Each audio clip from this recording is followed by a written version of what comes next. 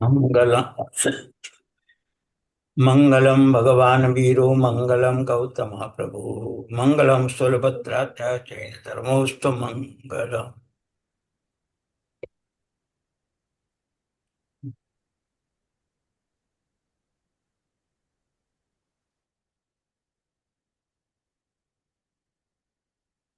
પુણ્યશાળી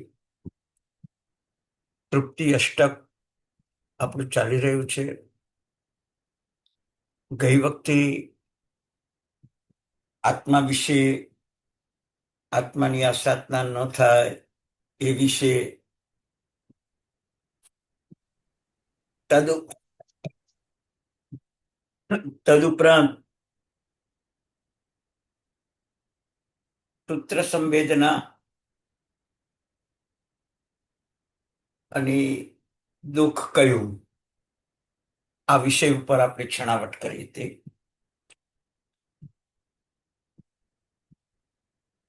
જેમાં આપણી સંસારની વૃદ્ધિ થાય છે એને ભગવાને દુઃખ કહ્યું છે. જેમાં આપણો સંસાર ઘટે એને ભગવાને સુખ કહ્યું છે. પુણ્યશાળી આજે આપણને શરીરનું, મનનું, વચનનું, કાયાનું સુખ એ સુખ લાગે છે. પણ જેમાં આપણો આત્માનો સંસાર વધે, દુર્ગતિ વધે, એને ભગવાને દુઃખ કહ્યું છે. કેમ કે કાયમને માટે અતૃપ્ત છો તમે. ચક્રવર્તીની સમૃદ્ધિ મળી તો સાતમું ખંડ જીતવા શુભમ ચક્રવર્તી ગયા. ભરત ચક્રવર્તી પણ 6 ખંડ જીતવા માટે ગયા. બ્રહ્મદત્ત ચક્રવર્તી પણ 6 ખંડ જીતીને 7મી નરકે ગયા. સંતોષ, તૃપ્તતા આ સંસારમાં ક્યારેય કોઈની થતી નથી. પણ છતાંય જન્મથી મરણ સુધી પુરુષાર્થ આ જ છે. માને દીકરો જન્મે એટલે એક જ વાત આવે કે ભવિષ્યમાં મોટો વેપારી બને, સુખી બને, શ્રેષ્ઠી બને, ધન સંપત્તિનો સ્વામી બને. માને આ જ વિચાર આવે, આ જ વિચાર આવે. પિતાને પણ આ જ વિચાર આવે. પુણ્યશાળી આને અર્થ ધ્યાન કહેવામાં આવે છે. અર્થ ધ્યાન કહેવામાં આવે છે. પુણ્યશાળી આગળ આવશે વાત તમારે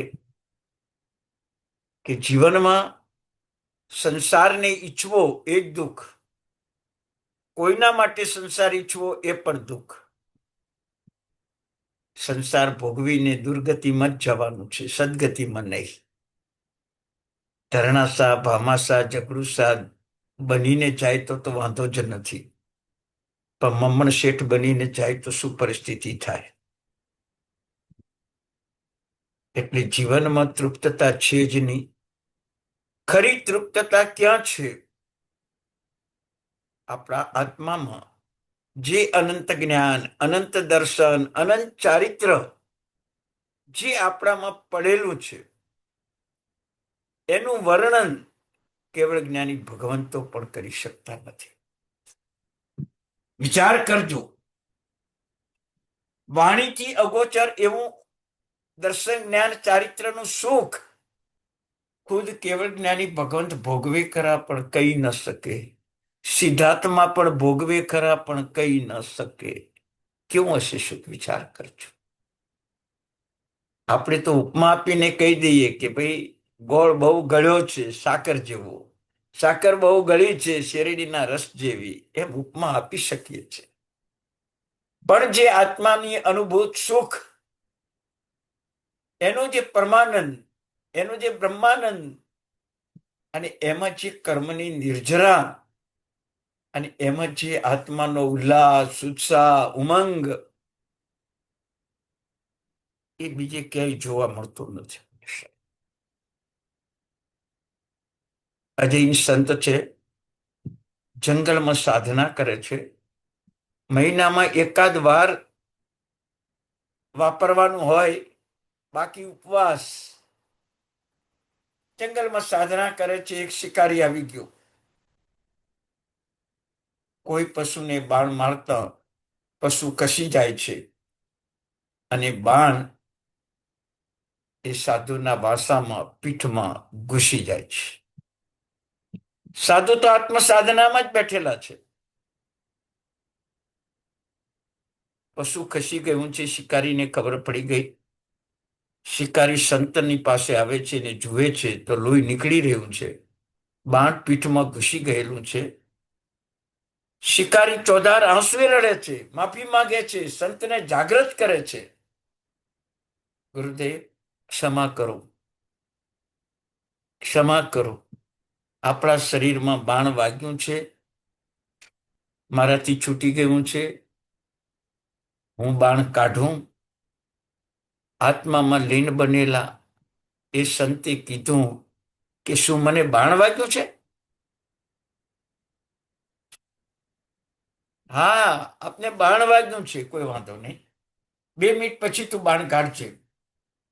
પાછા આત્મામાં લીન થઈ ગયા. બાણ કાઢ્યું. લોહી બહાર નીકળે છે. જંગલી ઔષધિ, દવા ઔષધ જે વનસ્પતિ એ કરે છે, પણ પેલો તો આત્મામાં લીન જ છે સંત. એને ખબર જ નથી કે મને વાગ્યું છે. મારા શરીરમાંથી બાણ કાઢ્યું છે. મને ઔષધિ ચોપડી છે, કોઈ જ ખબર નથી. કેવો આનંદ હશે, વિચાર કરો. શરીરમાં બાણ ઘૂસી જાય અને વેદના ન થાય, એ આત્માનંદ કેવો હશે. માથે અગ્નિની પાળ બંધાઈ જાય ગજસુકમાલને, અને છતાંય કોઈના પ્રત્યે દ્વેષ નહીં ને શરીર પ્રત્યે રાગ નહીં. કેવળ જ્ઞાન પામીને મોક્ષે પહોંચી જાય, એ આત્માનંદ કેવો હશે.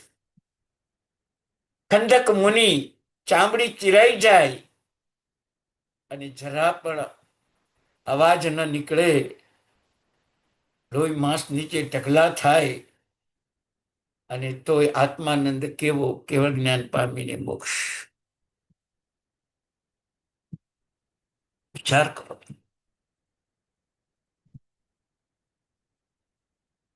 ઘાણીમાં પીલાતા 500 શિષ્યો, આત્માનંદ કેવો, કેવળ જ્ઞાન પામીને મોક્ષ. પીલાતા ઘાણીમાં. સાચું બોલજો, વાગે ત્યારે નવકાર યાદ આવે. ડોક્ટર પાટાપિંડી કરે ત્યારે નવકાર ગણો. જ્યારે વેદના ચાલુ થાય ત્યારે નવકાર ગણો. કાંઈ નહીં. હજી આપણે આત્માનંદ નથી ભોગવ્યો, બ્રહ્માનંદ નથી ભોગવ્યો, પરમાનંદ નથી ભોગવ્યો, પુણ્યશાળી. પણ એ જ્યારે ભોગવશો ત્યારે તમારા જીવનમાં આ સંસારના કોઈ પદાર્થ પ્રત્યે સુખની આકાંક્ષા નહીં હોય. અને સુખની આકાંક્ષા નહીં હોય ત્યારે એક પણ પદાર્થની ઈચ્છા તમને નહીં થાય. તમને નહીં થાય. વિચાર કરો. આજે સંસારમાં આપણે એક જ ધારણા કરીને બેઠા છે, મારું કોઈ લઈ ન લે. એ દરરોજ ચિંતન થાય આપણને. આ મારું છે અને મારું કોઈ ન લઈ લે, એનું દરરોજ ચિંતન થાય છે. અતૃપ્તતા, અતૃપ્તતા,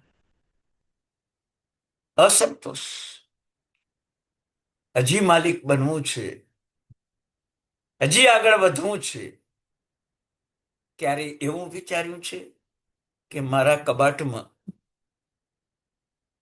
કોઈ ડ્રેસ મૂકી ન જાય, કોઈ સાડી મૂકી ન જાય, મારા કબાટમાં કોઈ મને ગિફ્ટ રૂપે પૈસા પણ મૂકી ન જાય, મને ગિફ્ટ રૂપે હાર, સોના, ચાંદી, માણેક, મૂર્તિ મૂકી ન જાય, એવું ક્યારેય વિચાર્યું છે કોઈને? સારી તમે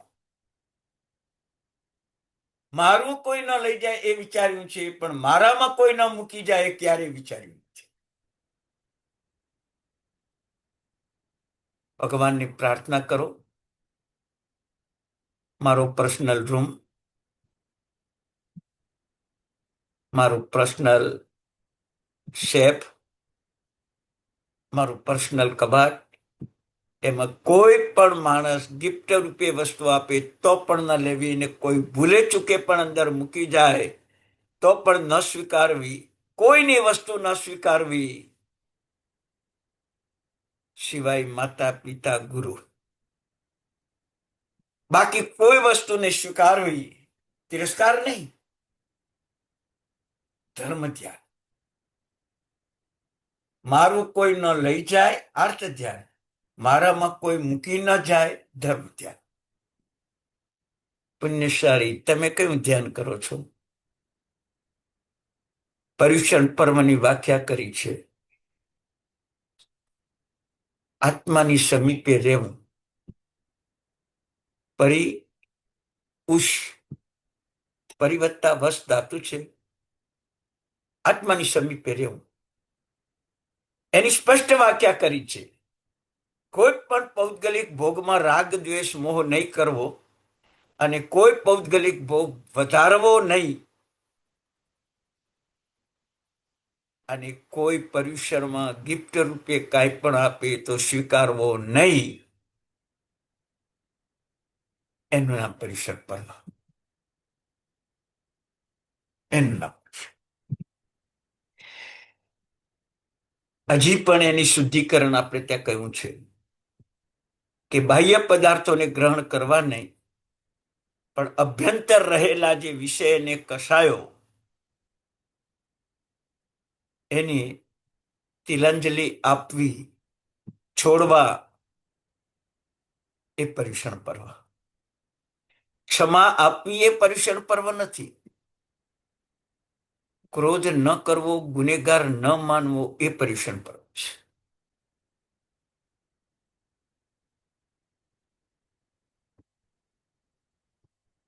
જીવ દયા કરવી પર્યુષણમાં, પાંજરાપોળમાં પૈસા લખાવવા, કસાઈ ખાનેથી જીવ છોડાવવા, એ અમારી પ્રવર્તન નથી. મારા આત્મગુણોમાં અહિંસા, સંયમ અને તપ, એ ગુણોની પ્રાપ્તિ થાય તો હું કોઈ જીવની હિંસા કરવાનો વિચાર પણ ન કરી શકું. એનું નામ અમારી પ્રવર્તન. એનું નામ અમારી.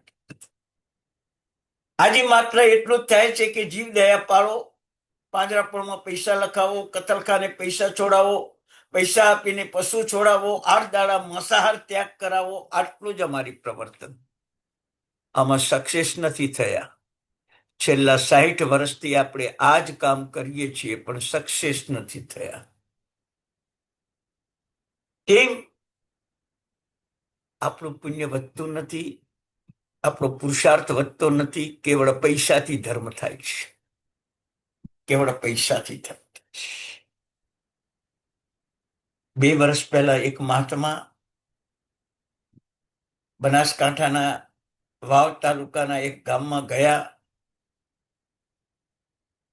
અને ત્યાં કતલખાનું ચાલતું હતું.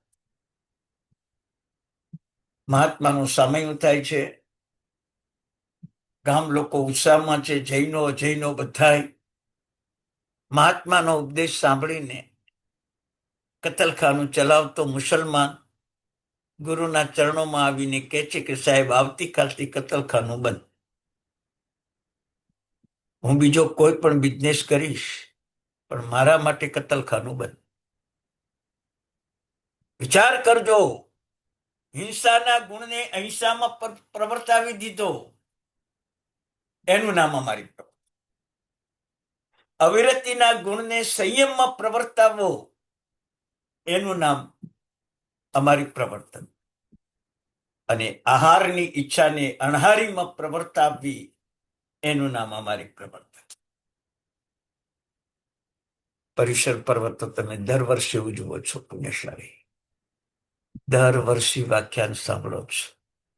પહેલા દિવસે 5 કર્તવ્ય, બીજા દિવસે 11 કર્તવ્ય.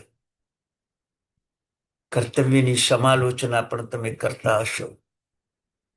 કર્તવ્યની અનુપ્રેક્ષા નથી આપણી પાસે પુણ્યશાળી. હવે કર્તવ્યની અનુપ્રેક્ષા કરતા શીખો પુણ્યશાળી. વર્ષોથી પરિસરની આરાધના કરીએ છીએ, આપણામાં પરિવર્તન શું આવ્યું?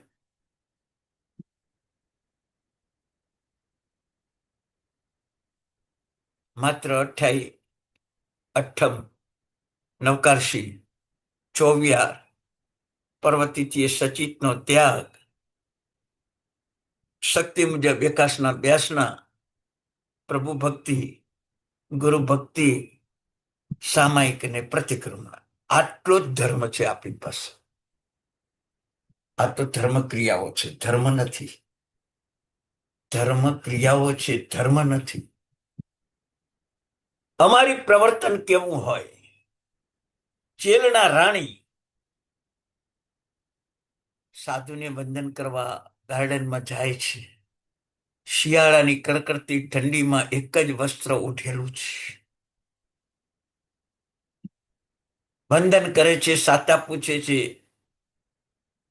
વ્યાખ્યાન સાંભળે છે, પાછી આવે છે, રાત્રે સૂવે છે.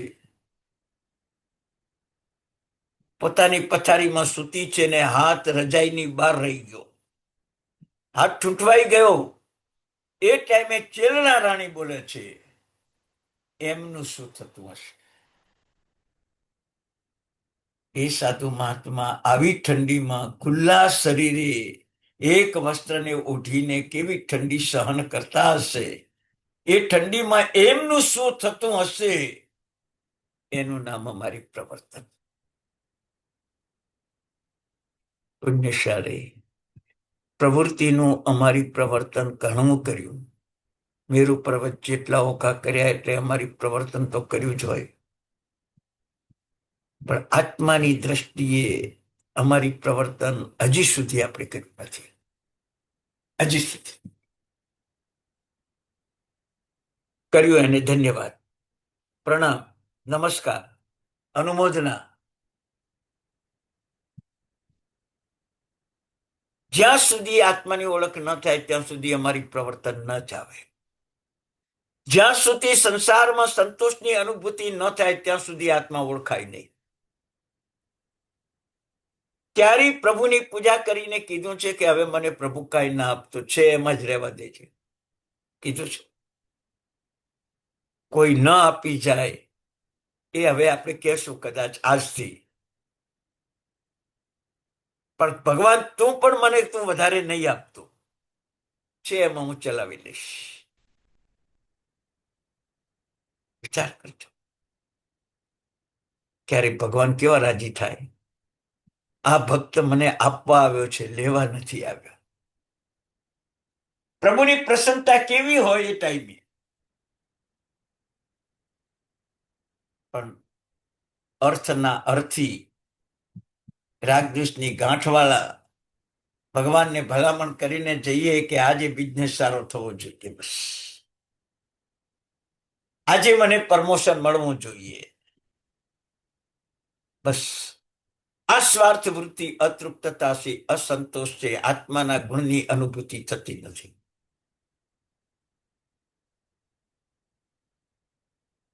એક પરમાણુ ઉપર પરમાત્મા મહાવીર આખી રાત વિચાર કરે,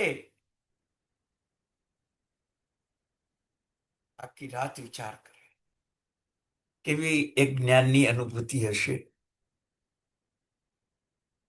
કેવી અનુભૂતિ હશે. એ ગૌતમ સ્વામી અષ્ટાપદ તીર્થની જાત્રા કરવા જાય અને છઠ તપ કરીને 24 પરમાત્મા સામે ચૈત્યવંદનાદિ ક્રિયા કરે, દેવવંદનાદિ ક્રિયા કરે. કેવી સમ્યક દર્શનની અનુભૂતિ હશે, કેવી અનુભૂતિ હશે,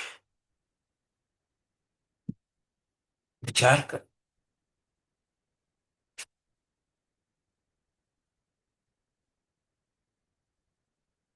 ચારિત્ર લઈને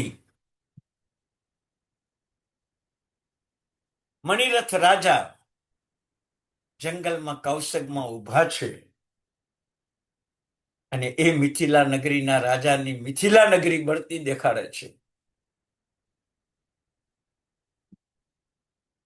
ઇન્દ્ર મહારાજા આવીને કહે છે કે રાજન, ગઈકાલે તમારી દીક્ષા અને આજે મિથિલા નગરી સળગે છે. આગ લાગી છે. મણિરથ રાજા ઇન્દ્ર મહારાજાને કહે છે, જે બળે છે એ મારું નથી અને મારું છે એ બળતું નથી. કેવો સમ્યક ચારિત્રનો આનંદ! ગઈ વખતે વાત કરી હતી, નંદી સયા સંજમે. ચારિત્ર નથી જોઈતું, કેવળ ચારિત્રમાં આનંદ જોઈએ. આવી દર્શન જ્ઞાન અને ચારિત્રમાં રમણતા હોય અને સંસારના સુખોની કોઈ પરવા ન હોય, સંસારના દુઃખો કોઈ પરેશાન ન કરતા હોય, આત્માના સુખમાં એટલે લીનતા હોય કે ઇન્દ્રિયો અને મન તો વિષયોને કસાયો તો દૂર ભાગી જાય, દૂર ભાગી જાય. એ સ્થૂલ ભદ્ર સ્વામી, એ કોશ્યાવેશ્યા, રંગરાગ, મિષ્ટ ભોજન, રૂપવાન વેશ્યા, ભોગની આકાંક્ષા, સ્થૂલભદ્ર શરીરે સક્ષમ, પાંચ ઇન્દ્રિય પરિપૂર્ણ, સરસમનો ઢગલો, એના ઉપર સોય, સોય ઉપર કમળ અને કમળ ઉપર જ્યારે કોશ્યા વેશ્યા નાચે એવી કળા, આવી કળાવાન, જ્ઞાની, રૂપવાન, અનુભવી, 12 વર્ષ એની સાથે રહેલા એ સ્થૂલભદ્ર પહેલું ચાતુર્માસ કરવા આવ્યા ગુરુઆજ્ઞાથી. અને એમને જે સ્વાધ્યાય આત્મજ્ઞાનમાં રમણતા આદરી, સ્વાધ્યાયમાં રક્ત રહ્યા. જ્યારે કોશ્યા વેશ્યા નૃત્ય કરે ત્યારે સ્વાધ્યાયમાં રક્ત. કોશ્યા વેશ્યા રસકસવાળા આહાર વોરાવે અને વાપરવા બેસે ત્યારે સ્વાધ્યાયમાં રક્ત. અને એ જ્ઞાનનો સ્વાધ્યાય 84-24 સુધી નામ અમર કરાવી દીધો. એક પણ ઇન્દ્રિયમાં લોલુપતા ના આવી, એક પણ મનમાં જરા પણ કહેવાય ને અંશ માત્ર પણ દોષ ન આવ્યો. 84-24 સુધી નામ અમર કરી ગયા. કેવું દર્શન, કેવું જ્ઞાન, કેવું ચારિત્ર! આવા ઉપસર્ગો પણ કઈ ન કરી શક્યા. અનુકૂળ ઉપસર્ગ, પ્રતિકૂળ ઉપસર્ગ, ખંડક મુનિ, મહેતારાજ મુનિ, 500 શિષ્યો, ગચ્છકુમાર મુનિ, એમની આત્મરમણતા, અનુકૂળ ઉપસર્ગમાં પણ આત્મરમણતા. એ સીતા સતી, રાવણના સકંજામાં, 3 ખંડનો અધિપતિ, ખુદ મંદોદરી પટરાણી બનાવવા માટે મહેનત કરે અને રાવણને મનમાય ન ઈચ્છે એવા કામરાગ ઉપર જે પ્રતિબંધ,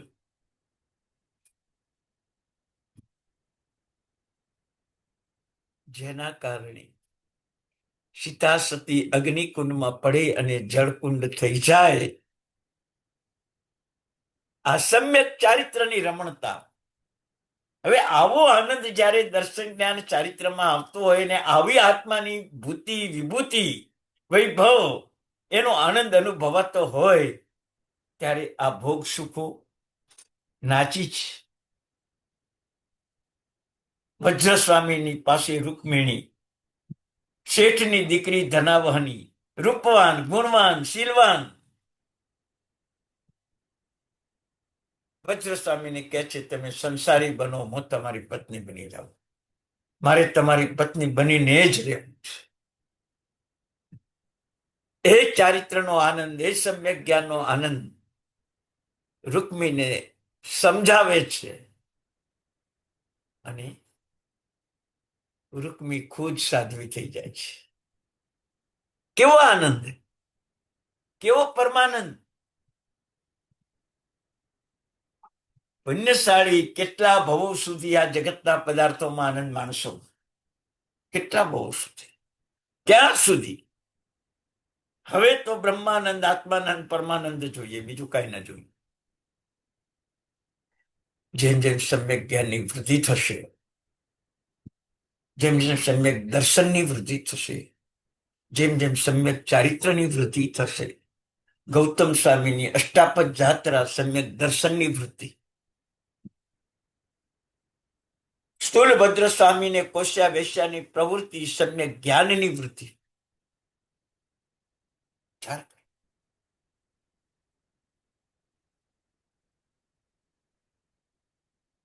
સમ્યક ચારિત્રમાં રમણતા. આમાં જે તૃપ્તતા આવશે, આમાં જે સંતોષ આવશે, આમાં જે આનંદ આવશે, એ દુનિયાના કોઈ પદાર્થો જોઈને તમને આનંદ નહીં આવે. પરમાત્માનું નામ સાંભળે અને રૂવાટા ખડા થઈ જાય, એ સુલસા શ્રાવિકાને સમ્યક દર્શનનો કેવો આનંદ હશે. પરમાત્મા નજીક આવી જાય અને રૂવાટા ખડા થઈ જાય, એ સમ્યક દર્શનનો કેવો આનંદ હશે. એ પરમાત્માની ભક્તિ કરે મહિલા સુંદરી અને રૂવાટા ખડા થઈ જાય અને રાત્રે સાસુને કહે હમણાં જ તમારો દીકરો આવશે, એ સમ્યક ચારિત્ર અને સમ્યક દર્શનનો કેવો આનંદ, કેવો આનંદ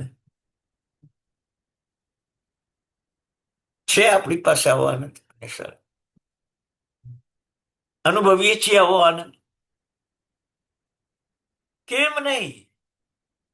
જ્ઞાન નથી, સમજ નથી. આપણને એ જ છે, સામયિક કર્યું, બહુ આનંદ આવ્યો.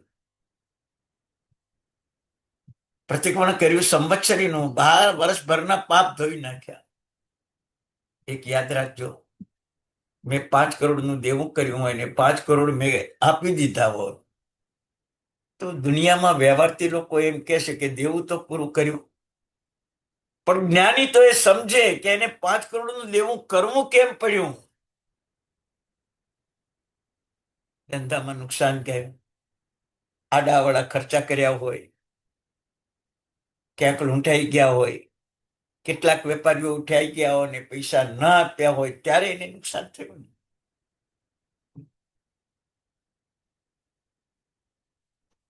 આજે આપણને આ નુકસાન દેખાતું નથી. મેરુ પર્વત જેટલા ઓઘા કર્યા છતાંય સમ્યક દર્શન જ્ઞાન ચારિત્રનો આનંદ મેળવી ન શક્યા. આમાં કોઈ તત્વાર્થ ભણેલું હશે, મૂળમાં પણ કદાચ કોઈને તત્વાર્થ આવડતો હશે. 10 અધ્યાયનો તત્વાર્થ ઉમા સ્વાતિ મહાત્માએ બનાવ્યો છે. ઉમા એમની માતાનું નામ હતું ને સ્વાતિ એમના પિતાનું નામ હતું. અસલ મુનિનું કોઈ નામ નથી. જાતે બ્રાહ્મણ હતા, બહુ વિદ્વાન હતા, બુદ્ધિશાળી હતા. માતા પિતા પાસે દીકરાની માગણી કરી, આ દીકરો અમને આપી દો, અમારું નામ નહીં રહે, કારણ કે એક જ દીકરો છે. ગુરુ ભગવંતે કહ્યું કે ભાઈ તમારું નામ રહે એવું અમે કામ કરશું. તમારો દીકરો દીક્ષા લેશે ત્યારે એનું નામ, માતાનું નામ ઉમા છે અને પિતાનું નામ સ્વાતિ છે, અમે એનું નામ ઉમા સ્વાતિ રાખશું. અને આજે પણ ઉમા સ્વાતિ તરીકે તત્વાર્થના રચયિતા આચાર્ય ભગવાન ઓળખાય છે. વિચાર કરો તમે. એની અંદર પ્રથમ સૂત્ર સરસ મૂક્યું છે, સમ્યક દર્શન જ્ઞાન ચારિત્રની મોક્ષ માર્ગ. આપણે બધાએ એક જ અર્થ કર્યો છે. ચલો થોડીક તમને અનુપ્રેક્ષા કરાવું છું. પુણ્યશાળી જ્ઞાનમાં કેવો સંતોષ હોય તમે વિચાર કરજો. આજે અજ્ઞાનતા, અલ્પ બુદ્ધિ અને વિપરીત બુદ્ધિના કારણે સંસારમાં રખડી રહ્યા છીએ. સામાયિક પ્રતિક્રમણ કર્યા પછી પણ દુર્ગતિ છે, પ્રભુ ભક્તિ કર્યા પછી એ પણ દુર્ગતિ છે, જીન મંદિર બનાવ્યા પછી એ પણ દુર્ગતિ છે, ગુરુનું ચાતુર્માસ કરાવ્યા પછી એ પણ દુર્ગતિ છે. કેમ? હજી સાચી સમજ આપણામાં નથી. સમ્યક દર્શન જ્ઞાન ચારિત્રાની મોક્ષ માર્ગ એનો અર્થ એટલો જ કર્યો અને અત્યારે એટલો જ કરે છે કે સમ્યક દર્શન, સમ્યક જ્ઞાન અને ચારિત્ર એ મોક્ષનો માર્ગ છે.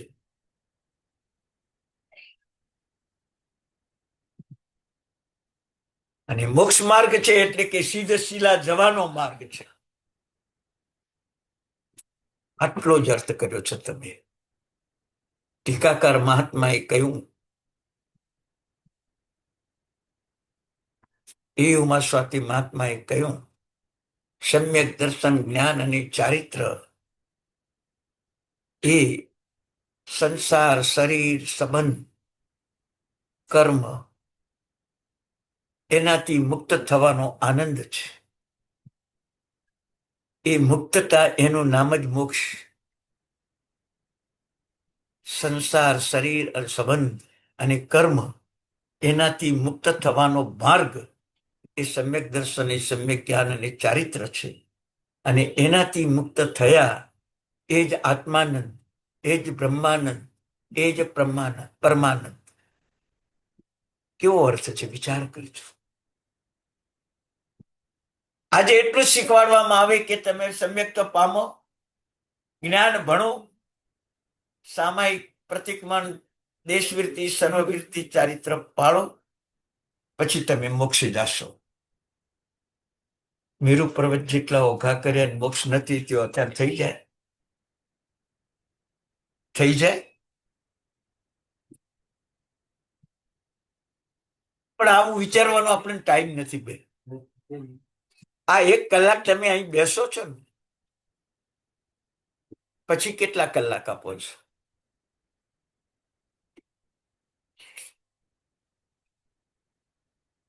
મારા એક વિદ્યાર્થી છે પુણ્યશાળી, ક્લાસમાં નથી બેસતા, પણ રેકોર્ડિંગ સાંભળે છે.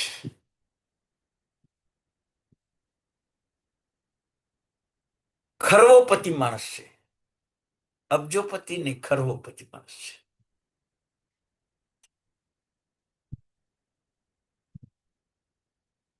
ઘણો મોટો બિઝનેસ કેડી કાઢ્યો, 11 જાતના બિઝનેસ કરી લીધા, આજે નિવૃત્ત છે. રેકોર્ડિંગ સાંભળે છે, અને એ ટાઈમે એમના આનંદની જે અનુભૂતિ એ અવારનવાર ફોન કરીને મને કહે છે કે સાંભળ્યા પછી જે આનંદની અનુભૂતિ થાય છે, ક્યાંક ક્યાંક તમારી સલાહ, સૂચના, ક્યાંક ક્યાંક આપણો અહંકાર, અભિમાન, ક્યાંક ક્યાંક અમારી ભૂલો, એ બધું નિદર્શન આ રેકોર્ડિંગમાં અમને મળે છે. બહુ આનંદ આવે છે. પુણ્યશાળી, વિચાર કરજો, જેની પાસે ખરવોની મૂડી છે,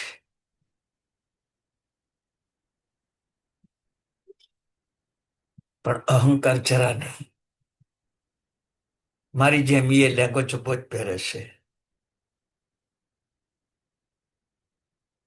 પણ લેંગો અને જબ્બો બે ભેગા કરીને જો કદાચ એનું મૂલ્ય કરીએ તો 1500 થી 2000 રૂપિયા થાય, વધારે ના થાય, વધારે ના થાય. એ બુટ ચંપલની જોડ પણ પહેરે જ છે, પણ એ 1500-2000 એનાથી વધારે ન થાય. અને પરમાત્માની ભક્તિમાં કરોડો રૂપિયા વાપરે છે. પરમાત્માની ભક્તિના સાધનો એમની પાસે જોવો ને તો કરોડોમાં છે, લાખોમાં નહીં, કરોડો.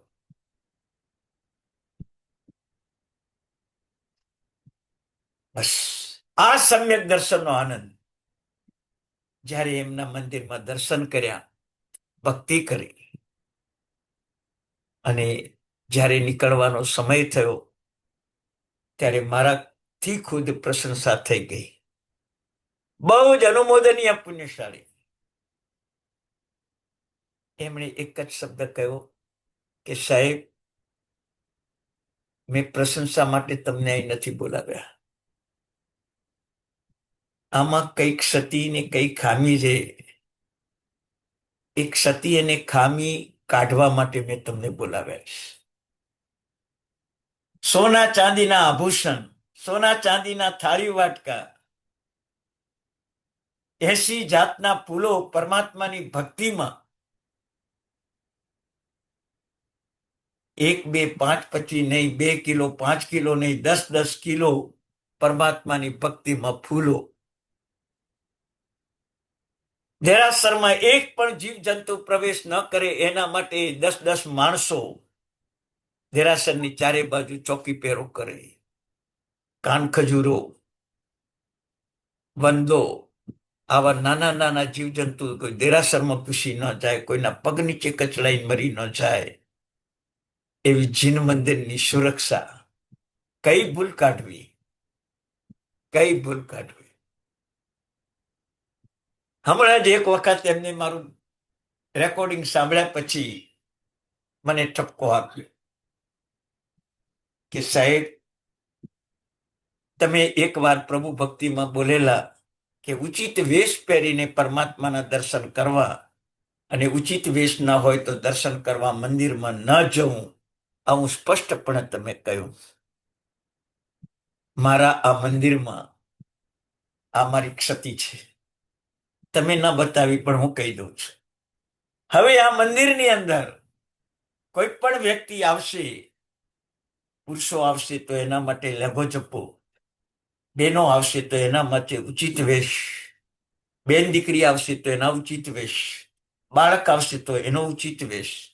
હું દેરાસરના મેઇન ગેટ પાસે વસાવીશ, બાજુમાં રૂમ બનાવીશ, અને એની અંદર એ ઉચિત વેશ પહેરીને પછી જ પરમાત્માના દર્શન કરવા જાય એ વ્યવસ્થા હું કરીશ. પુણ્યશાળી આમાં કોઈ ટ્રસ્ટી હશે દેરાસરના, કોઈ મંદિરના ટ્રસ્ટી હશે, કોઈ ઉપાશ્રયના ટ્રસ્ટી હશો, કોઈ પાઠશાળાના ટ્રસ્ટી હશો. કાંઈક જુઓ, કાંઈક સમજો. મારા મંદિર, દેરાસર, ઉપાશ્રય, પાઠશાળામાં આવીને કોઈ પાપ ન બાંધી જાય.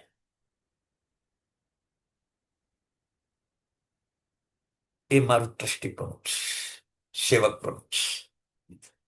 વિચાર. એક જૈન સંત પાસે રાજા દીક્ષા લેવા આવ્યો છે. સંતનો પરિચય જગત વ્યાપી હતો. રાજા સીધો જ પહોંચી ગયો કે મારે તમારી પાસે દીક્ષા લેવી છે. સંતે પૂછ્યું કે તમે કોણ છો? ઓળખાણ ના હતી. કે હું રાજા છું. રાજ વૈભવ, રાણી, મહેલ, સુખ, સુવિધા, સગવડ, પુત્રને રાજ્ય સોંપીને આવી ગયો છું, તમે મને દીક્ષા આપો. સંતે ના પાડી. સંતે ના પાડી. ખાલી થઈને આવો પછી દીક્ષા આપીશ. હવે ચાલો, આખું રાજ્ય છોડી દીધું, હવે શું ખાલી થવાનું? આખું રાજ્ય છોડી દીધું, શું ખાલી થવાનું? હવે હવે રાજ્યમાં જવાનું નથી. સંતે ના પાડી, અત્યારે તું નીકળી જા, ખાલી થાય ત્યારે તું આપજે. ક્યાં જવું હવે? એક ગાર્ડનમાં રાત વાસ કર્યા. આખી રાત વિચાર કરે છે રાજા, ખાલી થઈને આવવાનું, ખાલી થઈને આવવાનું. એટલે શું? ગુરુનો શબ્દ મહાન છે, પણ શબ્દની અનુપ્રેક્ષા શું? અને સવારના 4 વાગ્યાને મનમાં થઈ ગયું, ખાલી થઈને આવવાનું. એટલે કે હું રાજા હતો, રાજપાટ છોડીને દીક્ષા લેવા આવ્યો છું, એટલે હજી મનમાં તો રાજા પણ પડેલો જ છે. એ મનનો રાજા પણ નીકળી જાય ને તો જ ગુરુ મને દીક્ષા આપશે. અને ખરેખર બીજા દિવસે એ રાજા દીક્ષા લેવા જાય છે અને ગુરુ ભગવંતને કહે છે, હું કોણ છું મને ખબર નથી, મને દીક્ષા આપો. ગુરુ ભેટી પડે છે અને દીક્ષા આપે. વિચાર કરો. નમો આયર્યાણમ પદની હમણે અનુપ્રેક્ષા કરતો હતો અને એક પુસ્તક પણ વાંચતો હતો. એક બેને મોકલાવેલું પુસ્તક તે વાંચતો હતો, નવકાર મંત્રનું. એની અંદર છેલ્લે લખેલું હતું નમો આયર્યાણમ પદમાં કે આચાર્ય ભગવાન જ્યારે અંતિમ સમય એમનો પાસે આવે, મરણ નજીક લાગે, ત્યારે આચાર્ય પદ છોડી દેવાનું, સાધુ પદમાં મૃત્યુ કરવાનું, આચાર્ય પદમાં નહીં. કેમ? કે આચાર્ય પદનો પણ અહંકાર આવી જાય ને તો દુર્ગતિ થઈ જાય. આખી જિંદગી સારું કામ કર્યું, આચાર્ય તરીકે. પણ મૃત્યુ સમયે આચાર્ય પદનો ત્યાગ કરવાનો અને સાધુ અવસ્થામાં મૃત્યુ પામવાનો. વિચાર કરજો, કેટલો સંતોષ. આચાર્ય પદનો ત્યાગ કરીને આચાર્ય પદ પાળવાનું છે. જે દિવસે આચાર્ય પદ મળે એ જ દિવસે મનમાં પ્રતિજ્ઞા કરે કે મૃત્યુ સમયે આચાર્ય પદ છોડીને મારે મરવાનું છે, પણ આચાર્ય પદનું ગૌરવ વધારીને છોડવું છે.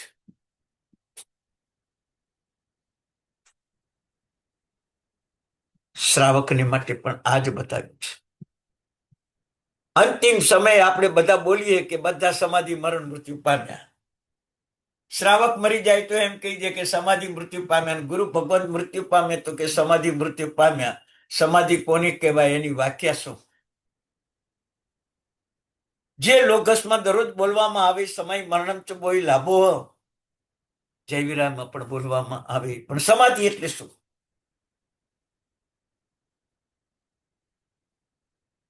જે વસ્તુનો આ ભાવમાં ત્યાગ કર્યો છે, શરીરનો ત્યાગ કર્યો, સંસારનો ત્યાગ કર્યો, સંબંધોનો ત્યાગ કર્યો, રાગદ્વેષ મોહનો ત્યાગ કર્યો, કર્મોનો ત્યાગ કર્યો, આખું આવું સાદું પણ ઉપાડ્યું, એ વસ્તુ આવતા ભાવમાં મને ન મળે એનું નામ સમાધિ. બરાબર યાદ રાખજો. શરીરથી ભોગ કર્યા, પૈસો, પ્રતિષ્ઠા, પત્ની, પરિવાર, સંબંધો બધું બાંધ્યું. આ ભોગ નવું સર્જન કર્યું. હવે એમાં સુખ લાગે છે ને, આવતા ભાવમાં આવું સુખ મળજો એ સમાધિ નથી. આવતા ભાવમાં દેવલોક મળજો એ સમાધિ નથી. સમાધિ એ જ છે આ ભાવમાં જે છોડ્યું એ આવતા ભાવમાં ન જ મળે, અને આ ભાવમાં જેના માટે છોડ્યું છે એ આવતા ભાવમાં મને મળે જ, એનું નામ સમાધિ. જેમ જેમ તમે પુણ્યશાળી ભણશો ને એમ એમ પદાર્થોની વ્યાખ્યા, શબ્દોની વ્યાખ્યા, સમાધિની વ્યાખ્યા પરિવર્તન પામશે. પુણ્યશાળી શાંતિથી મરી જવું એ સમાધિ નથી. દુઃખ સહન કરીને મરવું એ સમાધિ નથી. સમાધિ એ છે કે આ ભાવમાં જે છોડ્યું છે આવતા ભાવમાં ન જ મળે, એવું ચારિત્ર પાલન, એવું સમ્યક જ્ઞાનનું પાલન, એવું સમ્યક દર્શનનું પાલન આવતા ભાવમાં ન જ મળે. 2.5 વર્ષની ઉંમરે વજ્રસ્વામીને કાંઈ નહોતું મળ્યું. ઘોડિયામાંથી પણ બહાર કાઢી મૂક્યા માતાએ. ખબર છે વજ્રસ્વામીનું જીવન કેવું હતું? ઘોડિયામાં સૂતા સૂતા રડે, સૂતા સૂતા રડે. પિતામુનિ આવ્યા છે વોરવા માટે, અને ઘોડિયામાં સૂતેલા વજ્રસ્વામીને પિતામુનિને વોરાવી દીધા. આ તમારો છોકરો લઈ જાઓ, આખી રાત ઊંઘવા દેતો નથી, 6 મહિનાથી મને ઉજાગરો કરાવે, મારે ન જોઈએ આવો છોકરો, લઈ જાઓ. સગી માં આવો સ્વાર્થમય સંસાર. કેટલું વજ્રસ્વામી પુણ્ય લઈને આવેલા છે તમને ખબર છે? દરરોજ 500 ગાથાનો સ્વાધ્યાય 500 વખત દેવના ભોગમાં કરતા હતા. દરરોજ 500 ગાથાનો સ્વાધ્યાય 500 વખત કરતા હતા. એવા વજ્રસ્વામીને, ઘોડિયામાં સૂતેલા વજ્રસ્વામીને માતા ધક્કો મારીને બહાર કાઢે, કેવું લાગે પુણ્યશાળી? કેવું લાગે? તમે વાર્તા સાંભળેલી છે પણ કલ્પના નથી કરી. તમને એટલું જ છે કે પિતામુનિ આવ્યા અને વજ્રસ્વામીને વોરાવી દીધા. એક માં 6 મહિનાના બાળકને વોરાવી દે એવું બને ખરું?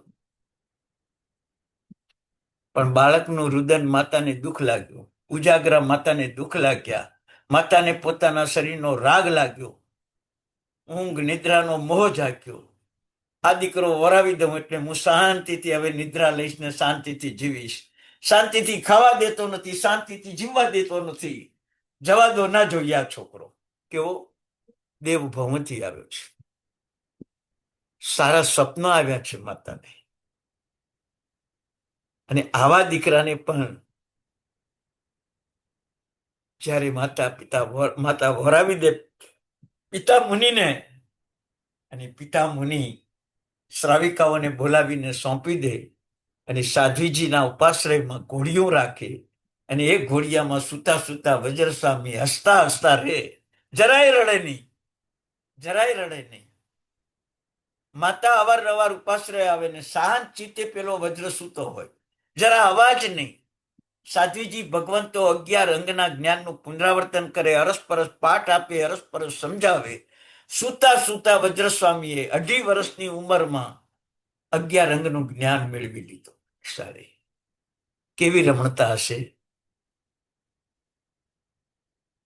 અને એ વજ્રસ્વામીને ધનાવા શેઠની દીકરી રૂકમી પરણવા આવે અને એને સાધ્વી બનાવી દે 18 વર્ષની ઉંમરે. વજ્રસ્વામી 9 વર્ષની ઉંમરે આચાર્ય ભગવંત બને. કેવી જ્ઞાનની રમણતા, કેવી દર્શનની રમણતા, કેવી ચારિત્રની રમણતા, કેવો આનંદ હશે.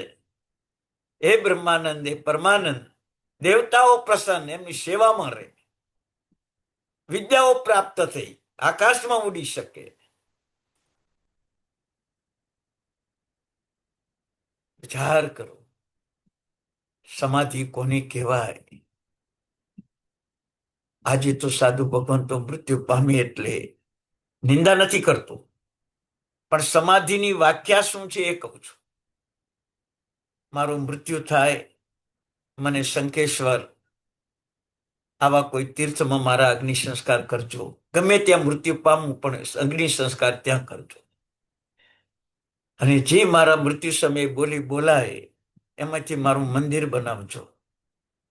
જોડે જીન મંદિર બનાવજો તો મારા કોઈક દર્શન કરશે. મારા એકલાનું મંદિર બનાવી તો કોઈ દર્શન નહીં કરે. આવી મોહ વૃત્તિ આજના સાધુ ભગવંતોમાં, બધામાં નહીં પણ કેટલાકમાં ઘર કરી ગઈ છે. પરિણામે ગુરુ મંદિરો કેટલા બની ગયા. આજે શંકેશ્વરમાં પણ ગામો ગામ ગુરુ મંદિરો બની ગયા, દેરાસરમાં ગુરુ મંદિરો બની ગયા. વિચાર કરજો. આ સમાધિ મરણ નથી. સારું ચારિત્ર પાડ્યું હોય તો વેંતરદેવમાં જાય, ત્યાંથી તિરિંજ ગતિ. અને જો મરણ સમયે આ ભાવમાં છોડ્યું છે ને આવતા ભાવમાં ન મળે, એ સાધુ એટલું જ કહી જાય, મારું મંદિર, મારો ફોટો, મારી પ્રતિમા, મારા પગલા કોઈ પધરાવશો જ નહીં, કોઈ પધરાવશો. જો તમને બહુ બહુ બહુ મારા પ્રત્યે લાગણી હોય તો મેં જે દર્શન જ્ઞાન ચારિત્રનું પાલન કર્યું છે એવા પાલનમાં તમે તત્પર બનજો. બાકી બીજું કાંઈ નહીં. આનું નામ સમાધિ મરણ. આજ તો શ્રાવક પણ એક બાપ દીકરાને કહી જાય કે બેટા, જો મેં તને 1 કરોડ રૂપિયા આપ્યા છે, એમાં 20 લાખ રૂપિયા તું મારા મૃત્યુ પછી મહોત્સવ કરજે. બોલો, સારા માર્ગે વાપરજે તું. આ સમાધિ મરણ. આજે મોટા ભાગના શ્રાવકોમાં આ પરિસ્થિતિ ચાલી. હમણાં જ એક વાક્ય સરસ વાંચ્યું હતું. ગુરુને માથે, માતા પિતાને સાથે અને ધર્મ કરો હાથે. ગુરુ માથે, માતા પિતા સાથે અને ધર્મ કરો હાથે. દીકરાને કહેવાનું નહીં, આપણે જેટલો કરવો છે એટલે કરી લેવાનું. હા, દીકરાને સાથે રાખવાનું, પુત્રવધુને સાથે રાખવાની, પરિવારને સાથે રાખવાનું, પણ હાથે ધર્મ કરી લેવાનું. મર્યા પછી કોઈ મહોત્સવ નહીં, કોઈ મહોત્સવ નહીં. વસ્તુપાલ તેજપાળે મર્યા પછી કોઈ મહોત્સવ નથી કર્યો. જગરુસા, પેથરસા, ભામાસા, ધરણાસા મરી ગયા પછી કોઈ મહોત્સવ નથી કર્યો. સુરભદ્ર, ભદ્રબાહુ સ્વામી કાળધર્મ પામ્યા પછી કોઈ મહોત્સવ નથી કર્યો. ગૌતમ સ્વામી મોક્ષે ગયા પછી કોઈ મહોત્સવ નથી કર્યો. સુધર્મા સ્વામી મોક્ષે ગયા પછી કોઈ મહોત્સવ નથી કર્યો. આપણો કે મહોત્સવ? અસમાધિ મરણ, અસમાધિ મરણ. તમને એમ લાગે છે કે મારા પછી આ મહોત્સવ થાય, લોકો મને યાદ કરે. બરાબર છે, એટલે હજી સમાધિ તો છે નહીં. સમાધિ તો છે. વિચાર કરજો. આજ તો સારી ફોટાની ફ્રેમ બનાવી દઈએ. મારા મૃત્યુ પછી આ ફોટો તમે ઘરમાં રાખજો, દર્શન કરજો. કોના દર્શન કરવાના ભાઈ? મારા. તમારા મા બાપ તરીકે છીએ, તમે અમારા દર્શન કરજો, તમે પાવન થઈ જશો. વિચાર કરજો. તમે ભગવાનના દર્શન કરીને પાવન થયા અને તમારા દીકરાને તમારા દર્શન કરીને પાવન કરવા. તમે એવું શું પુણ્ય બાંધ્યું છે? તમે એવું શું કાર્ય કર્યું છે કે તમારા નામથી કર્મ નિર્જરા થાય? માતા પિતા તરીકે વડીલ આદરણીય, પણ તમારાથી એવું ના કહેવાય કે મારા ફોટાના દર્શન કરજો. એક બાપે પોતાના દીકરાને, ચારે દીકરાને આ વાત કરી. સોનાની ફ્રેમમાં ફોટો પોતે બનાવ્યો. સોનાની ફ્રેમમાં ફોટો પોતે બનાવ્યો. મૃત્યુ પામીને સાપ થયા અને સર્પ થઈને ઘરમાં ઘૂસ્યા અને ફોટાની સામે આમ ફણા ચડાવીને નાચે. દીકરાઓ વિચાર કરે છે, આ સાપ અહીં ક્યાં ઘૂસ્યો, અહીં ક્યાં ઘૂસ્યો? પકડી પકડીને ઠેઠ જંગલમાં મૂકી આવે, પાછો બીજી દિશે આવી જાય. કેટલી વાર જંગલમાં મૂકી આવ્યા, પાછો આવી જાય. એક વાર ચોથા દીકરાને ગુસ્સો આવી ગયો, લાકડીએ માર્યો, હાડકા ભાગી નાખે સાપના, ફેંકી દીધો. એક ફોટા ફ્રેમમાં આસક્ત થયેલો બાપ સાપ થાય અને આપણા મંદિર બનાવીએ ત્યારે આપણે શું થઈએ? જો કોઈની નિંદા નથી કરતો, કોઈના ઉપર આક્ષેપ નથી આપતો, હું શાસ્ત્ર પાઠોની વાત કરું છું. મારા પછી મંદિર બનાવજો, અસમાધિ. અને એ મંદિર જોવા માટે હું દેવલોકમાંથી આવું, એ મંદિર જોવા માટે કદાચ સાપ થયો ને આવું, એ મંદિર જોવા માટે કદાચ ઉંદર થયો ને આવું, એ મંદિર જોવા માટે કદાચ પક્ષી થયો ને આવું. એ મોહ સમાધિ મરણ કહેવાય. એટલે જ મેં સમાધિ મરણની સ્પષ્ટ વ્યાખ્યા કહી. જે મેળવ્યું છે એ છોડ્યું છે, અને જે છોડ્યું છે એ આવતા ભાવમાં ન જ મળે, એનું નામ સમાધિ મરણ. આનું નામ તૃપ્તિ, આનું નામ સંતોષ, આનું નામ પરમાનંદ, બ્રહ્માનંદ, આત્માનંદ. પુણ્યશાળી છે આપણી પાસે. મેળવવો છે અવાજ, મેળવવો છે. હમણાં એક ભાઈએ 5 લાખ રૂપિયાનું દાન. નાનું ગામ, નાનો વેપાર, ગામમાં આવશ્યકતા હતી, 5 લાખનું દાન કર્યું. બધા લોકો ભેગા થયા અને કીધું કે પુણ્યશાળી, ધન્યવાદ તમને શ્રેષ્ઠી, 5 લાખનું દાન કર્યું. ધર્મ પામેલા શ્રેષ્ઠી બોલે છે, શું બોલે છે કે પુણ્યનું દાન હોય, પાપનું દાન ના હોય. સમજાવું તમને હવે, તમે બધા દાનેશ્વરી છો. પુણ્યનું દાન હોય કે પાપનું દાન હોય, હવે તમે પહેલે પ્રાણાતિપાત બોલો છો, 5મે પરિગ્રહ બોલો છો, અને પરિગ્રહમાં ધન, ધાન્ય, સોનું, ચાંદી, હીરા, માણિક, મોતી બધું આવે. હવે તમે જે 9 પ્રકારના પરિગ્રહને પાપ માનો અને એ જ રૂપિયા તમે દાનમાં આપો એને તમે પુણ્ય માનો. જરા અનુપ્રેક્ષા કરાવું છું પુણ્યશાળી, થોડો આનંદ આવે તમને જ્ઞાન ભણવાનો. નથી ભણતા એની તો આ તકલીફ છે. અલ્પ જ્ઞાન, વિપરીત જ્ઞાન ને અજ્ઞાન આ સંસારમાં રખડાવી દીધા. હવે તમને શબ્દનો જ અર્થ કહું છું. 5મે પરિગ્રહને તમે પાપ કહો છો, 6 ક્રોધ, 7મે માન, 8મે માયા, 9મે લોભને પાપ કહો છો. હવે પરિગ્રહ લોભમાં આવે, પૈસા લોભમાં આવે, પૈસા પરિગ્રહમાં આવે. હવે એ પૈસાનું તમે દાન કર્યું, 5 લાખ રૂપિયાનું પાપનું દાન કર્યું, અને દાનેશ્વરી તમે, દાનેશ્વરી. એટલે હજી મગજમાં છે 18 પાપ સ્થાનક બોલવા છતાંય તમે પૈસા એ પુણ્ય છે, અને પૈસા વાપરવા એ પણ પુણ્ય છે. હજી તમે એ મગજમાં બેસાડ્યો છે. કાઢી નાખો. પૈસા એ નબળું પુણ્ય છે, નબળું પુણ્ય એ પાપ છે. જે પુણ્ય પૂરું કામ ન કરી શકે.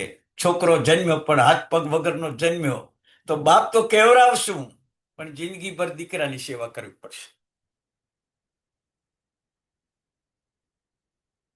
શેઠે કહ્યું કે ભાઈ, મારા ધર્મમાં તો એક જ વાત કરી છે, પૈસો એ પાપ છે, અને પાપનું મેં દાન કર્યું એમાં દાનેશ્વરી ન કહેવાય. પુણ્યનું દાન કર્યું હોય તો દાનેશ્વરી કહેવાય. પાપનું દાન કરી હું નામ લખાવું?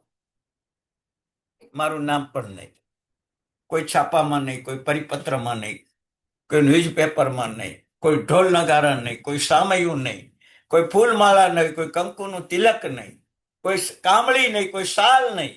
પાપનું દાન કર્યું છે. મને પાપથી છોડાવ્યો તમે. મારે તમારું બહુમાન કરવું જોઈએ. આ તો તમે મારું બહુમાન કરો છો. એ 5 લાખનું દાન આપ્યા પછી આખા ગામની અંદર લોકોના મગજમાં એક જ વાત બેસી ગઈ, ધન એ પાપ છે. કેવો ઉપદેશ! અને ગમે એટલું છોડો તો પાપ છોડ્યું છે, એમાં કોઈ પુણ્ય નથી. પાપ છોડવું એ પણ પુણ્ય છે. 18 પાપસ્થાનકની ટીકા વાંચો ને, ત્યારે તમને ખબર પડે કે પાપસ્થાનક શું ચીજ છે. આજે તમે બધા એક જ બોલો, પુણ્યથી પૈસો મળે છે, પુણ્યથી પૈસો મળે છે, અને એ પૈસો અમને નરકમાં લઈ જાય છે, અને પુણ્ય કહેવાય. એને પુણ્ય કહેવાય. સારો ડોક્ટર દવા કરે, વેદના મટી જાય, પણ હાથ ફાટી જાય તો વેદના મટાડી શું કામની? મૃત્યુ થઈ જાય. હવે એની ડોક્ટર હોશિયાર કહેવાય. તમે વિચાર કરજો. મારા જીવનમાં એક કહું, મારી માં હતી, મારા માતાજી જેને, એમને શ્વાસની તકલીફ હતી, ફેફસામાં કફ હતો. દવાખાને લઈ ગયા, હોસ્પિટલમાં. ડોક્ટરે ગરમ ગરમ ઇન્જેક્શન આપ્યા. કફ તો છૂટી ગયો. 2 દિવસમાં કફ બધો બહાર નીકળી ગયો, પણ ફેફસામાં ને આંતરડામાં ચાંદા પડી ગયા. 4 દિવસમાં મૃત્યુ થઈ ગયો. આ મારા ઘરનો જ દાખલો તમને કહું. હવે આ ડોક્ટર હોશિયાર કહેવાય.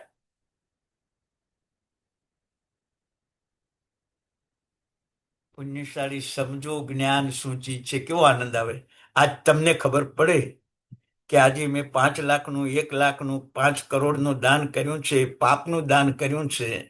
એનાથી મને પુણ્ય બંધાશે, મોક્ષ નક્કી થશે. આ વાત ચોક્કસ છે. પણ હું દાનેશ્વરી છું. પાપનું દાન આપીને દાનેશ્વરી કહેવાય ખરું?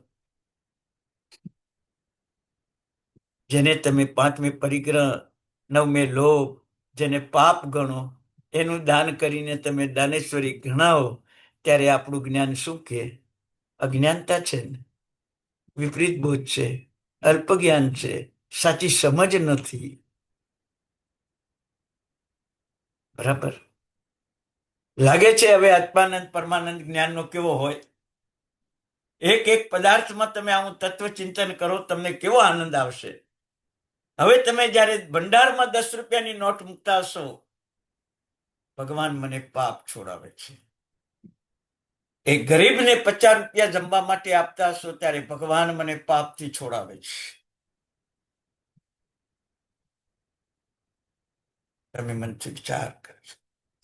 એ સંસ્થામાં તમે 1,00,000, 2 લાખ રૂપિયા આપતા હશો, કોઈ જ્ઞાનીની ભક્તિ કરતા હશો, કોઈ ગુરુની ભક્તિ કરતા હશો. ગુરુ પૂર્ણિમા આવે છે ને, હવે બધા ગુરુની ભક્તિ કરશે, અને એમ જ માનશે કે ભક્તિ કરનારા, અમે ગુરુને 500 રૂપિયા આપ્યા, 5,000 રૂપિયા આપ્યા, 10,000 રૂપિયા આપ્યા, અમે ગુરુ પૂર્ણિમાની ગુરુ ભક્તિ કરી લીધી.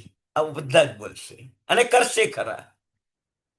પણ વિચાર કરજો, ગુરુએ એમને પાપથી મુક્ત કર્યા છે. ગુરુને ધનની આવશ્યકતા હોય અને કદાચ આપ્યું, તો ગુરુએ એમને પાપથી મુક્ત કર્યા છે. હજી પણ ઊંડો ભાવ છે, તમને બતાવીશ. 2 મિનિટ વધારે લઉં છું. પુણ્યશાળી કે જ્યારે હું ગુરુ ભક્તિ કરું છું ત્યારે ગુરુએ આપેલા ગુણમાં જ્ઞાનની ઋણ મુક્તિ માટે કરું છું. એક, જ્યારે હું ગુરુની જ્ઞાન ભક્તિ એટલે કે જે મને જ્ઞાન આપ્યું છે એ ગુરુ આર્થિક સ્થિતિએ નબળા પડીને જ્ઞાન આપવાનો માર્ગ છોડે નહીં એના માટે જ્ઞાન ભક્તિ કરું છું. ગુરુની પણ ધર્મ ધ્યાન અને શુક્લ ધ્યાનમાં જોડાય, આર્થિક ચિંતા છૂટી જાય એમની, એના માટે ગુરુ પૂર્ણિમાએ ભક્તિ કરું છું. અને ગુરુ પણ જીવતું જડ જ્ઞાનને જીવંત જ્ઞાન બનાવ્યું છે. ચોપડીમાં પુસ્તકમાં રહેલું આગમમાં રહેલું જ્ઞાન જડ છે, એને આજે જીવંત બનાવ્યું છે.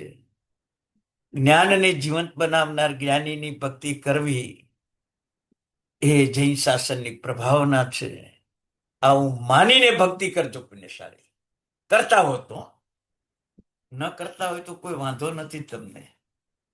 બસ મારે એટલું જ કહેવું છે તમને આજે કે ધનનું દાન કરીને, સોના ચાંદી હીરા માણેક મોતીનું દાન કરીને પાપનું જ દાન કર્યું છે, નામ લખાવતા જ નહીં. પણ તમને પુણ્ય બંધાશે, તમને કર્મ નિર્જરા થશે. કેમ? કે ભગવાન પાસે દોષો આપવાના છે અને ગુણો લેવાના છે. નમો અરિહંતાણની વ્યાખ્યા કરી છે કે રાગ દ્વેષ તમને સમર્પણ, વૈરાગ્ય ને વિતરાગતા અમને સમર્પણ. મોહ માયા તમને સમર્પણ, અમો અને સરળતા અમને આપો તમે. આ એક વ્યવહાર છે ભગવાન પાસે બેસવાનો. પણ ભગવાન વિતરાગ છે. તમે ગમે એટલા પથરા મૂકો ને રાગ દ્વેષના, એમને અસર ન થાય, પણ આપણે તો મુક્ત થયા. હેમચંદ્રાચાર્ય ભગવંતના શિષ્ય કુમારપાળ મહારાજા પરમાત્માની ભક્તિમાં પરમાત્માને કહે છે કે ભગવાન તું વિતરાગ બન્યો એટલે અમે છેતરાયા. શું કહે છે? તું વિતરાગ બન્યો એટલે અમે છેતરાયા. તું લૂંટારું બન્યો હોત ને તો અમે સુખી થાત.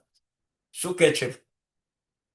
પ્રભુ ભક્તિ કેવી હોય પુણ્યશાળી. હવે ચોમાસું આવે છે ને, તમે કરશો ને ભક્તિ, પ્રભુને ઠપકો આપે છે કે તમે વિતરાગ બન્યા એટલે મેં દુઃખી થઈ ગયા, પણ તમે લૂંટારું બન્યા હોત ને તો અમે આજ સુખી થાત. ભગવાન પ્રશ્ન કરે છે, ભક્ત શું બોલે છે? મારી વિતરાગતામાં તને લૂંટારાપણાને ભાવ લાવવા છે, અને હું લૂંટારું બનીને મારું વિતરાગપણું તને છોડી દઉં તને તારવા માટે. ભક્ત કે છે એ કરવું જ પડશે તમારે.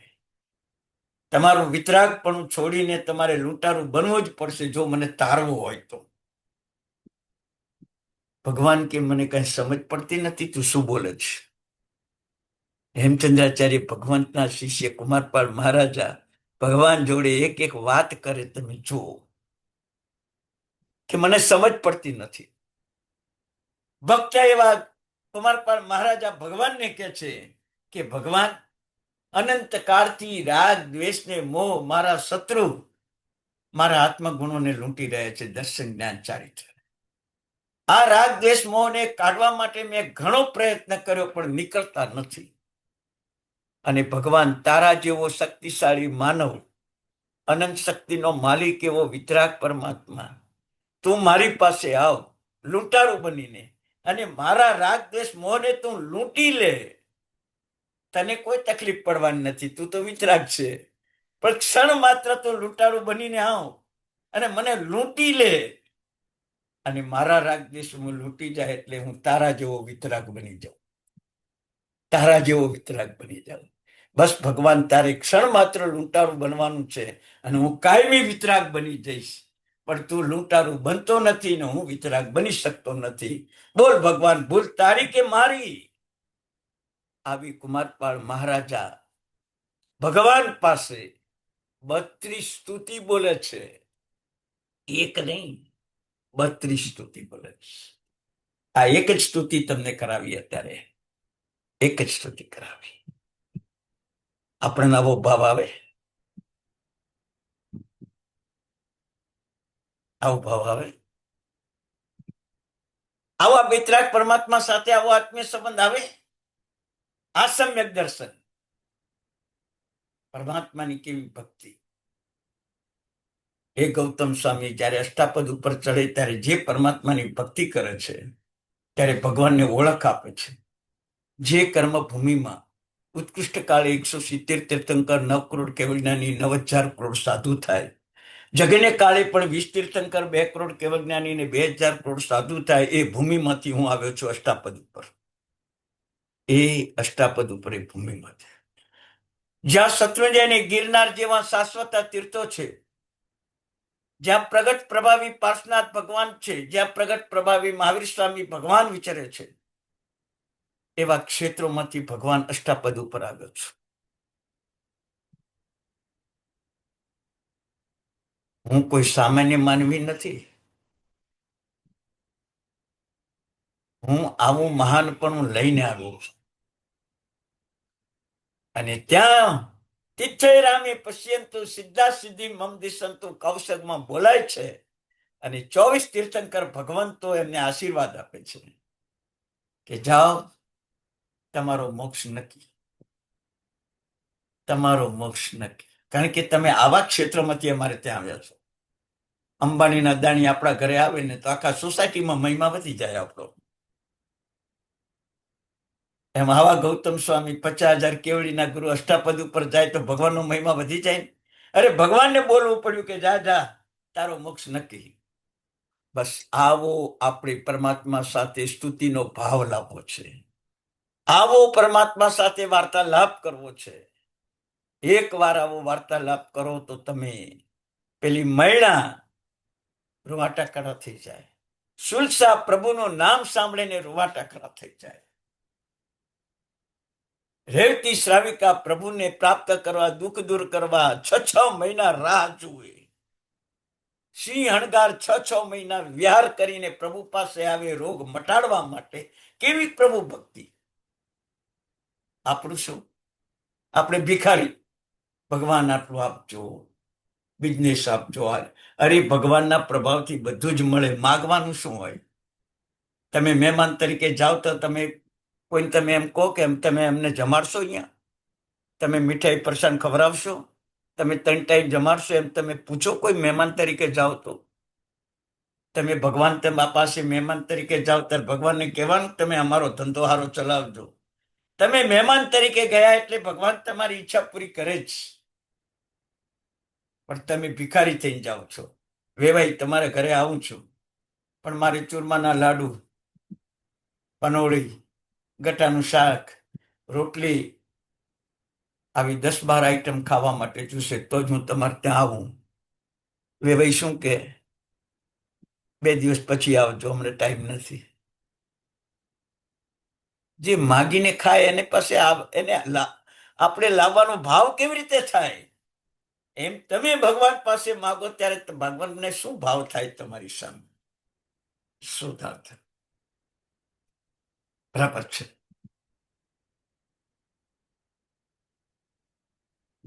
એટલે પરમાત્મા સાથે કેવું આપણું વાતાવરણ છે. અલ્પ જ્ઞાન, અજ્ઞાન, વિરુદ્ધ જ્ઞાન આપણને કેવા દુઃખી કરે છે. સમ્યક દર્શન જ્ઞાન ચારિત્રમાં કેવી સુખ પ્રાપ્તિ છે, આપણે મેળવી શકતા નથી. મેરુ પર્વત જેટલા ઓઘા કર્યા, એટલા વાર સાધુપણા મેળવ્યા, તો હજી આપણા ઠેકાણા ન પડ્યા પુણ્યશાળી. કાક તો ખૂચ્યું. બસ હવે સમજી લેજો, 1 રૂપિયો પણ ભંડારમાં નાખો ત્યારે મેં પાપ છોડ્યું છે. પાપ છોડ્યું છે. કોઈને 5-25 રૂપિયા દાનમાં આપો ત્યારે પાપ છોડ્યું છે. કોઈ સંસ્થાને દાન આપો ત્યારે પાપ છોડ્યું છે. નામ આવી અનુભૂતિ થશે સમ્યક ધ્યાનની, ત્યારે તમે 5 લાખ રૂપિયા નહીં, 5 કરોડ રૂપિયા આપ્યા છે.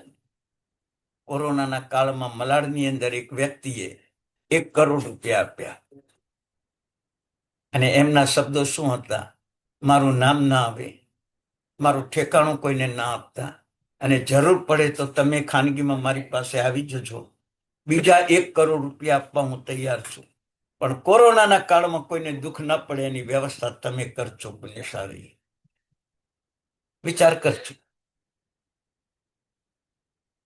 આસામ બાજુ એક કન્યા કોરોનાના કાળમાં એક ટેલરની દીકરી 5 લાખ રૂપિયા ભેગા કરેલા પોતાને આગળ ભણવા માટે. કોરોનાના કાળની અંદર 60-70 ઘરનું એક ઝોપડપટ્ટી ભૂખે તરસે માનવો મરતા હતા. ટેલરને દીકરીએ કીધું કે પપ્પા મારે ભણવું નથી, મારા ભણવા માટે જે તમે 5 લાખ રૂપિયા એકઠા કર્યા છે, આ 60-70 ઘર અત્યારે ભૂખે મરે છે, એને દાનમાં આપી દો. મારે ભણવું નથી, હું બીજો કોઈ બિઝનેસ કરીશ, બીજી કોઈ નોકરી કરીશ, પણ આજે આ 60-70 ઘર જે ભૂખે મરે છે એની ભક્તિ કરી લો. બાપાએ ઘણું સમજાવ્યું, 2 દિવસ મહેનત કરી, પણ નહીં. મારા હૃદયની કરુણા એવી છે ને, હું નહીં ભણું તો ચાલશે, પણ આજે કોઈ મરવું ના જોઈએ. બાપાએ 5 લાખનું દાન કરી દીધું. આ સમાચાર અમેરિકામાં પહોંચ્યા અને અમેરિકાની એક સંસ્થાએ ઇન્ડિયામાં આવી. એના ટ્રસ્ટીઓ એ દીકરીને મળ્યા, એનું બહુમાન કર્યું અને એને કહી દીધું ઇન્ડિયામાં ભણવું હોય ત્યાં સુધી ઇન્ડિયામાં, અને અમેરિકામાં ત્યારે કોઈ પણ કોલેજમાં, સ્કૂલમાં, કોઈ યુનિવર્સિટીમાં ભણવું હોય તને એન્ટ્રી, બધો ખર્ચ તું ભણે ત્યાં સુધી અમે ઉપાડી લેશું. તારા 5 લાખ 5 અબજ જેવા છે. અને એ દીકરી આજે અમેરિકામાં ભણે છે. પુણ્યશાળી વિચાર કરજો, આ વર્તમાન કાળનો દાખલો છે. 6 વર્ષ પહેલાની વાત છે. બસ આપણે તો જૈન છીએ, આપણામાં કેવા સંસ્કાર હોય, બરાબર. તો હવે પુણ્યશાળી થોડી 10-15 મિનિટ વધારે લીધી છે મેં, પણ એક વિષય સારો હતો, તમને થોડી અનુભૂતિ થાય. દર્શન, જ્ઞાન, ચારિત્ર કેવી આપણી સમૃદ્ધિ છે, એનો કેવો આનંદ આવે એ તમને આજે સમજાવ્યું છે.